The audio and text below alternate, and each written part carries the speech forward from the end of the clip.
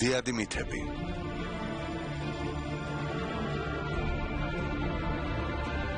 დოკუმენტური სერიალის ავტორი ფრანსუა ბუნელი. ჰერმესი, ამოუცნობი მაცნე. რეჟისორები ფრედ პაჟეზი, სილვენ ბერჟერი.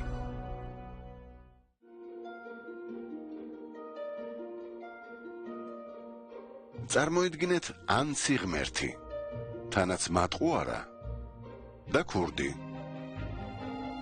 თაღლითი, რომელიც თავხედობას ღირსებად მიიჩნევს. ღმერთი, რომელსაც უყვარს მიყურადება და დაუჯერებელი ამბების თხრობა. წარმოიდგინეთ სწრაფი და მოქნილი ღმერთი, რომელიც მოგზაურებს აჩვენებს გზას, ვაჭრებს ეხმარება გარიგებაში, პოულობს დაკარგულს, თუმცა ხანდახან თვითონაც იპარავს. ეს ღმერთი ჰერმესია. ის მაშინ ჩნდება, როდესაც ყველაზე ნაკლებადელიან და მაშინ ქრება, როდესაც გონიათ, რომ გვერდითაა. ჰერმესი უკანასკნელი შვილი იყო, რომელიც ზევსის სასიყვარულო თავგადასავლების შედეგად გაჩნდა. მისი დედა იყო მაია, დიადი ქალღმერთი, 7 პლეადიდან ერთ-ერთი. პლეადები, გიგანტი ატლასის ქალიშვილები, სილამაზით იყვნენ განთქმულნი.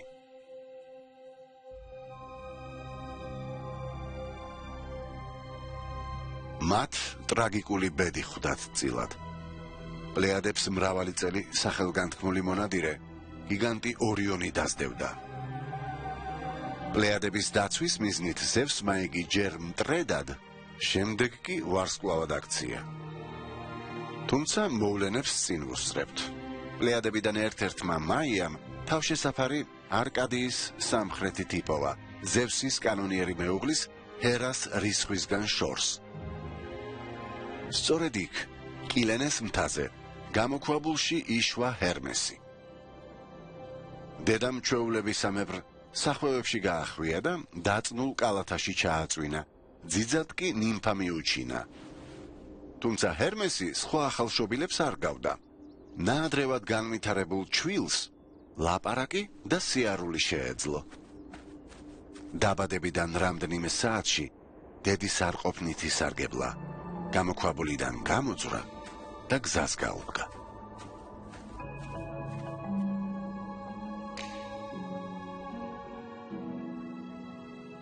რაღაც ხნის შემდეგ ჰერმესმა თესალიას მიაღწია, სადაც მისი უფროსი ძმა აპოლონი მეფე ადმეტოსის საკუთრებაში არსებულ საღმრთო ჯოგს, 12 ძროხასა და 100 ოქროს რქიან დეკეულს მეთვალყურეობდა. ჰერმესმა ირგვლივ მოიხედა, არავინ იყო. აპოლონი ალბათ ჩვეულებისამებრ ლამაზი მოკვდავი ქალების შეცდენას ცდილობდა, ან მომხიბვლელ ჭაბუკთან, ჰიმენეოსთან ერთობოდა. ის ხომ დიდი ხანია მის ფიქრებს იპყრობდა. ასეთი შესაძლებლობა ხელიდან არ უნდა გაეშვა. ქურდობა მარტივია. რთულია ისე ქურდობა, რომ კვალი არ დატოვო. კვალის დასაფარად ჰერმესმა ნაკვალევი ფოთლებით დაფარა და შემდეგ ძროხები აიძულა უკუსვლითევლოდ. მოიპარა და შორს პილოსის მთის ძირში, პელოპონესის მიუვალ ადგილას წაიყვანა.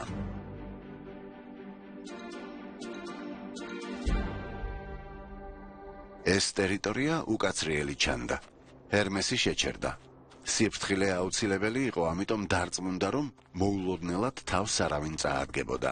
კეთილგანწყობის მოსაპოვებლად ღმერთებს 2 პირუტყვი შესწირა და 12 ნაწილად დაჭრა. ხორცი დაწვა და გამოქვაბულში დაბრუნებამდე ნახირი გორაკის უკან დამალა.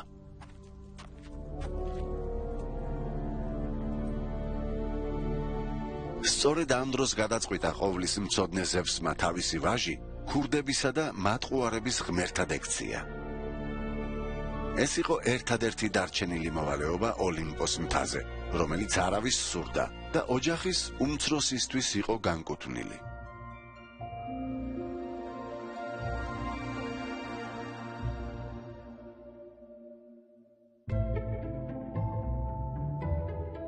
ჰერმესმა პილოსი დატოვა და ისევ გზას გაუდგა როგორც ყოველთვის უდარდელად.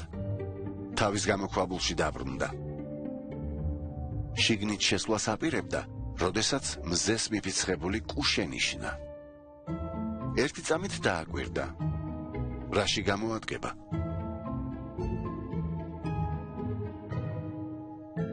კუს ხელი მოჰკიდა.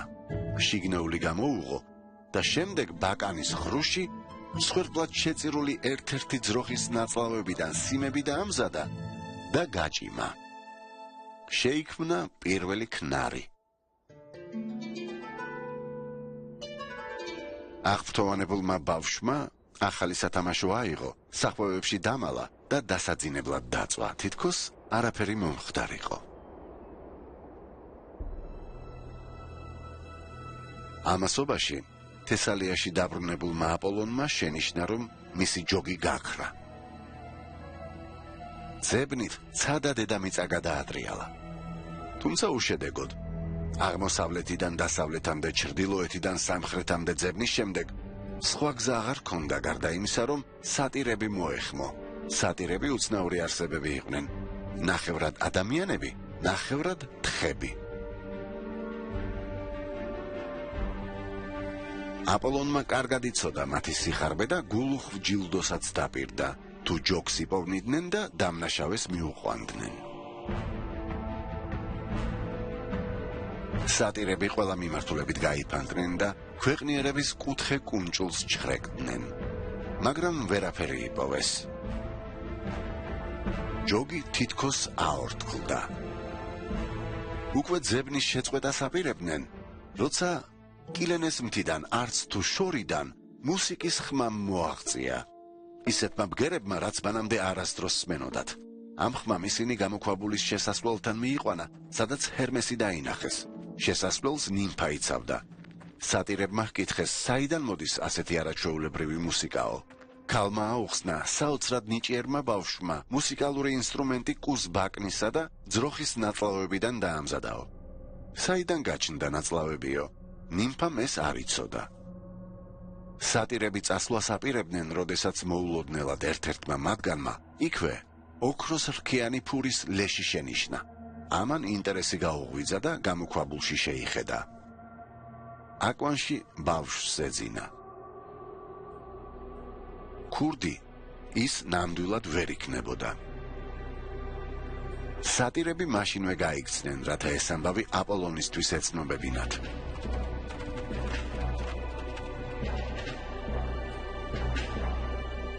აპოლონი გაოცებული დარჩა. მან კარგად იცოდა, ვინ იმალებოდა იმ გამოქვაბულში. ჰერმესი, მისი ნახევარძმა.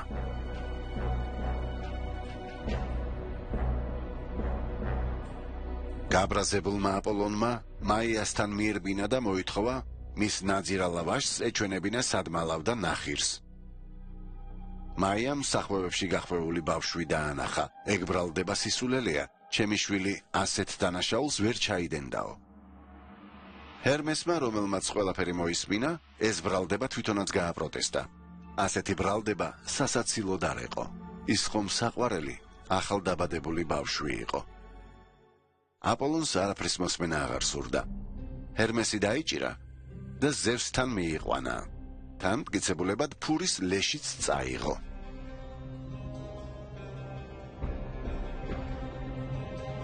ჯერ არ გათენებულა, ოლიმპოს მბრძანებელს სძინავს. არა უშავს. აპოლონი ოთახში შეუვარდა და ყველაფერი უამბო. ზევსს უჭირდა დაჯერება, რომ ახალ შობილს შეეძლო ასეთი რამ ჩაედინა. აღშფოთებული აპოლონი კვლავ ამტკიცებდა და მტკიცებულებაც წარადგინა. ბოლოს და ბოლოს ზევსი დარწმუნდა. ჰერმესს მოსთხოვა დაუყოვნებლივ დაებრუნებინა ნახირი. უსაყვედურა ჭკუა დაარიგა, თუმცა მგულის სიღრმეში აღფრთოვანებული იყო იმ ხრიკით, რითიც მისმა შვილმა აპოლონის გაცურება შეძლო.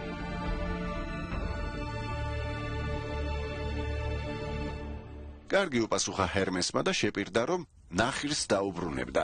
თუმცა ისიც დაამატა, რომ ორი ძროხა დააკლდებოდა. ის ძროხები, რომლებიც 12 თანაბარ ნაწილად დაჭრა და ოლიმპოს 12 ღმერთს შესწირა. 12 ღმერთს? გაუკვირდა აპოლონს. ოლიმპოზე ხომ მხოლოდ 11 ღმერთია? მას ვინ არის მე-12? მე-12 მე ვარ, უპასუხა ჰერმესმა. აპოლონი გაოგნდა. ზევსმა ძლივს დაფარა აღფრთოვანება ბავშვის მიმართ, რომელიც სულ უფრო მეტ ინტერესს იწვევდა.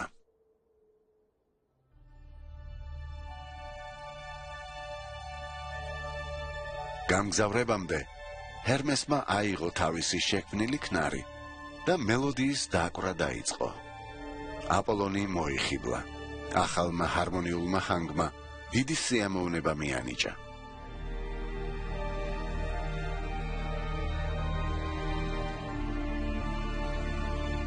აპოლონი მხატვრების, მუსიკოსებისა და პოეტების მფარველი ღვთაება იყო.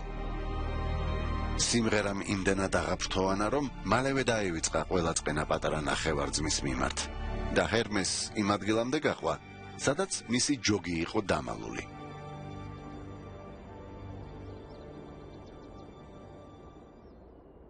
ჩანდა, რომ სიმშვიდე ისადგურებდა. თუმცა აპოლონი ყოყმანობდა. გამოქვაბულის დატოვების შემდეგ ვერ ივიწყებდა ინსტრუმენტს, რომელიც რაღაც შესანიშნავ ხმას გამოსცემდა. თითქმის შეპყრობილი იყო. დაიტოვე ძროხები, უეცრად შესთავაზა მან ჰერმესს. სანაცვლოდ კი ქნარს წავიღებ. ჰერმესს გაეღიმა, ამ წინადადებას დათანხმდა. ძმებმა ერთმანეთს ხელი ჩამოართვეს. ამიერიდან ისინი აღარასდროს დაშორდებიან.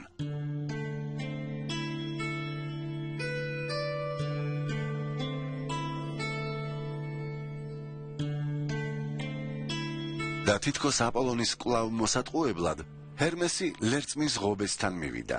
ერთი ღერი ამოიღო და ფლეიტა გააკეთა, რომელზეც სხვა მელოდიის დაკვრა დაიწყო. გაოცებულმა აპოლონმა თავი ვეღარ შეიკავა და კიდევ ერთი გარიგება შესთავაზა. თუ ძმა ამ ფლეიტას მწყემსის ოქროს კვერცხს გადასცემდა, რომელსაც თავისი ნახირის სამწყემსად იყენებდა. ამჯერად ბავშვმა გააპროტესტა გამორიცხულიაო. როგორც ჩანს, ჰერმესი უკვე კარგად გრძნობდა, თუ რომელი გარიგება იქნებოდა მისთვის მომგებიანი. ჩემი ფლეიტა გაცილებით მეტი ღირს, ვიდრე კვერთხი, თუნდაც ოქროსი. მხოლოდ იმ შემთხვევაში დაგითმობ, თუ მომავლის წინასწარმეტყველებას მასწავლი. ეგ შეუძლებელია, წამოიძახა აპოლონმა. და მართლაც, მიუხედავად იმისა, რომ ღმერთი იყო, აპოლონს არ შეეძლო თავისი ძალა სხვისთვის გადაეცა. ეს უნარი მან თრიებისგან, დელფოს სამისნოში მცხოვრები ფუტკრის ნიმფებისგან მიიღო. მხოლოდ მათ შეეძლოთ მისი ძმისთვის წინასწარმეტყველება ესწავლებინათ.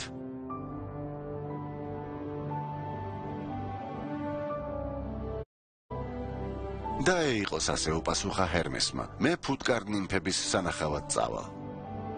ის დელფოსისკენ გაეშურა და სწორედ იქ აპოლონის წმინდა საკურთხეველში მიიღო ჰერმესმა განათლება.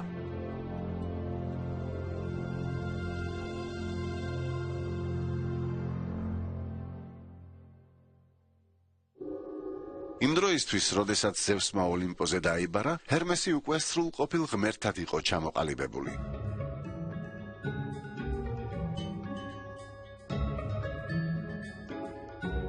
მისვლისთანავე ოლიმპოს მბრძანებელმა ქებით აავსო. უთხრა, რომ იყო გამჭრიახი, ჭერმეტყველი და დამაჯერებელი. ჰერმესმა თავისი შანსი დაინახა. მამას თხოვა მისთვის ოლიმპოზე ღვთაებრივი საკუთრების უსაფრთხოებაზე პასუხისმგებელ ღმერთად დაენიშნა, რის სანაცვლოდაც დაიფიცა, რომ აღარასოდეს იცრუებდა. თუმცა ისიც დასძინა, რომ არ იყო დარწმუნებული ყოველთვის შეძლებდა თუ არა სიმართლის თქმას. ზევსმა გაიღიმა და დათანხმდა. მან ჰერმეს ჯადოსნური კვერთხი მისცა, რომელსაც ორი გველი შემოხვეოდა. გველები სიცოცხლესა და სიკვდილს, ოლიმპოსა და ჯოჯოხეთს შორის დაპირისპირებას განასახიერებდნენ. ეს იყო კადუცეუსის წინამორბედი. ჰერმესმა თავის სამოს ფართო ფარფლიანი ქუდი დაამატა, რათა მოგზაურობის დროს წვიმისგან დაეცვა ოქროს ფრთიანი სანდლები, რომლითაც ქარის სიჩქარით დაქროდა.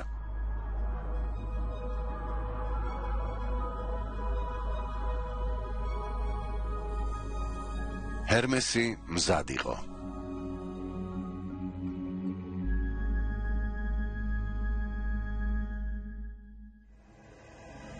ზევსმა მოკვდავებსა და ღმერთებს შორის შუამავლად დანიშნა. და დიადი ჰადესის, ქვესკნელის მბრძანებლის, ერთადერთ მაცნედ აქცია.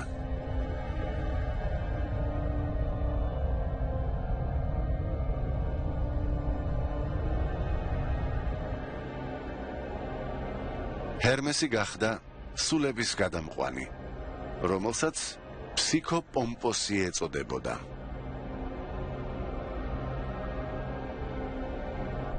ყველა მოლოდინის საწინააღმდეგოდ თავის საქმეს საოცარი გულმოდგინებით შეუდგა.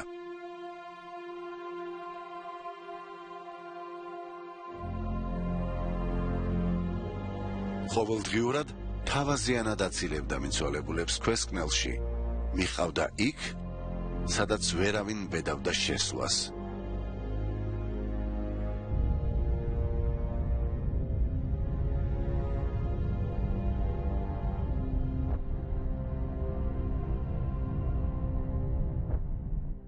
თუმცა მისი მოვალეობა მხოლოდ ეს არ იყო. ჭაბუკი ღმერთი ვაჭრობის მფარველი ღვთაების როლსაც ასრულებდა და მოგზაურებს თავისუფალ მიმოსვლაში უწყობდა ხელს.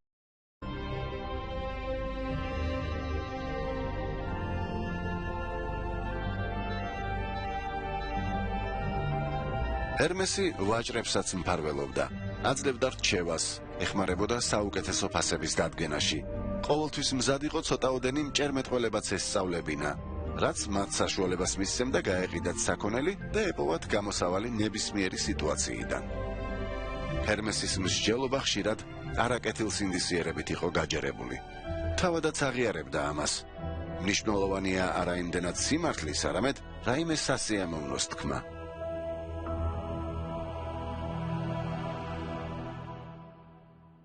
ჰერმესი ზევსის სამსახურში ჩადგა. მამისთვის რომ ესიამოვნებინა, ყველაფრისთვის მზად იყო. ბევრჯერ დაეხმარა გამკლავებოდა ჰერას ხრიკებს. როდესაც ის ორგულქმარს ან მის უკანონო შვილებს ებრძოდა.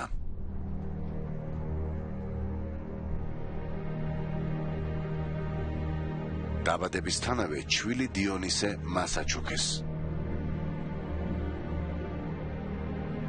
მოგვიანებით, როდესაც ტროას მეფის წულს, პარის, ჰერას, ათენასა და აფროდიტეს შორის ყველაზე მშვენიერი უნდა აერჩია, ზევსის ბრძანებით ეს სამი ქალღმერთი პარის სწორედ ჰერმესმა მიუყვანა.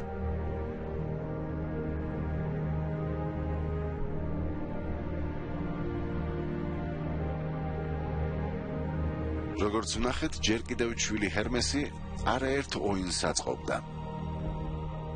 მოგვიანებით, ზევსის გული ამფიტრიონის ცოლმა, ულამაზესმა ალკმენემ დაიპყრო. ალკმენეს მთავარი ღირსება ქმრის ერთგულება იყო. დარტყმა სწორედ აქ უნდა მიეყენებინა. ჰერმესის დახმარებით ზევსმა ამფიტრიონის სახე მიიღო და როდესაც ალკმენეს მკლავებში აღმოჩნდა, ჰერმესმა მზეს უბრძანა ჩამქრალიყო და მეორე დღეს აღარ ამოსულიყო.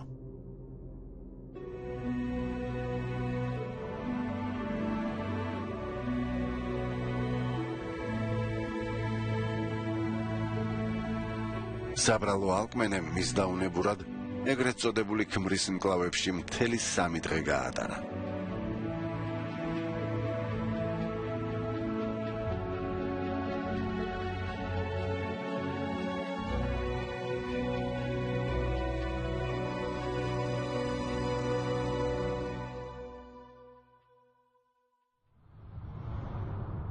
გარკვეული დროის შემდეგ ზევსმა თავისი ვაჟი დასახმარებლად კვლავ გამოიძახა. მას ახალი საყვარელი ჰყავდა, იო. თუმცა ჰერამ, მისმა ცოლმა, საბრალო ქალი ძროხად აქცია და გიგანტი არგუსის ტყვედ გაამწესა.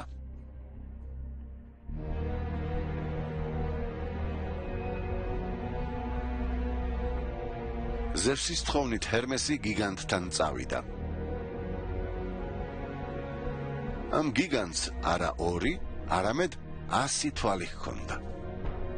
ჰერმესს ხომ ეშმაკობა არასდროს აკლდა და ამჯერადაც მოახერხა გიგანტი დაეძინებინა უსასრულო და გონების ამრევი ამბების თხრობით.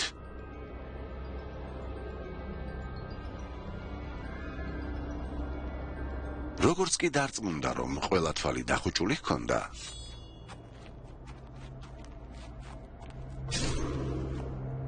თავი მოკვეთა.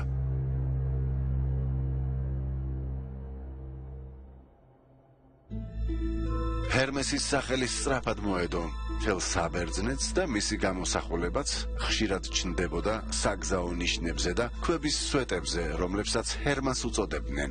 ჰერმას თავს ჰერმესის ბიუსტი ამშვენებდა და მგზავრებს მიმართულებას ან ადგილების სახელებს აუწყებდა. დაუღალავი შიკრიკი ჰერმესი არაფერს აკლდებოდა და ერეოდა ყველა საქმეში, სადაც კი შეეძლო. ათლეტები მას რბოლის გამომგონებლად აღიარებდნენ, ხარკს უხდიდნენ. მწყემსები კი მისი ყმაწვილური დანაშაულის გათვალისწინებით თავიანთი ნახერის მფარველად სახავდნენ, რადგან მიიჩნევდნენ, რომ უმჯობესი იქნებოდა ქურდ ღმერთს მათი საქონელი დაეცვა, ვიდრე მოეპარა. მიუხედავად იმისა, რომ ღმერთებს სიამოვნებით ეხმარებოდა, ჰერმესი არასდროს ყოფილა მათი მსახური. ამისთვის ზედმეტად თავხედი, თავისუფალი და ცელქი იყო. ოლიმპოზე ის ყველას უყვარდა, მასთან კარგად გართობა შეიძლებოდა, მაგრამ ხშირადაც ღიზიანდებოდნენ. ოინებს არ იშლიდა. ერთხელ სიყვარულის ღმერთს, კუპიდონს, შვილდი და ისრები მოპარა. პოსეიდონს სამკაპი, ზევსს კვერთხი, ჰეფესტოს სამუშაო იარაღი, ხოლო აფროდიტეს ჯადოსნური სარტყელი, ქამარი, რომელიც მოკვდავებსა და უკვდავებს ვნებას აღუზრავდა.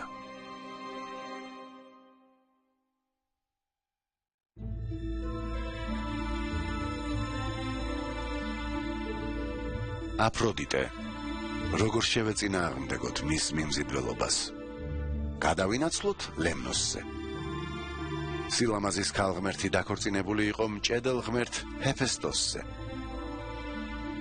როდესაც ქმარმა აღმოაჩინა, რომ ცოლი ღალატობდა, აფროდიტე და მისი საყვარელი არესი ბრინჯაოს ბადეში მოინწყვდია.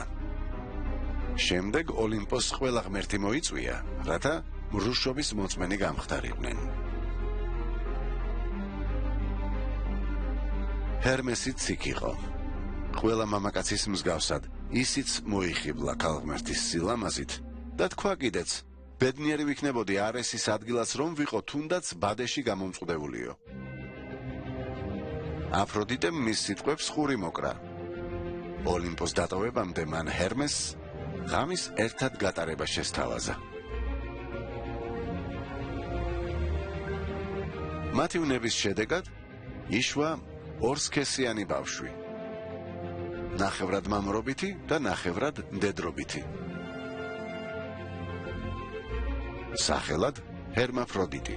ჰერმაფროდიტი არც მთლიანად მამაკაცი იყო, არც ქალი, თუმცა ისიც იყო და ისიც.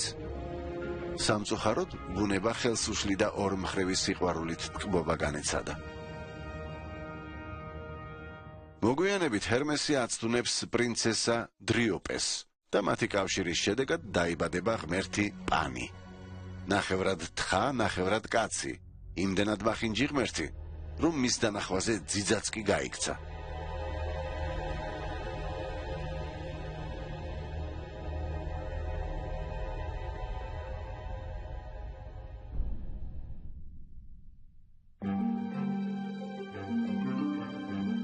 საიდუმლო აგენტი, დიპლომატი, მექალთანე, გამრთობი, ქურდი, ნამდვილი თაღლითი.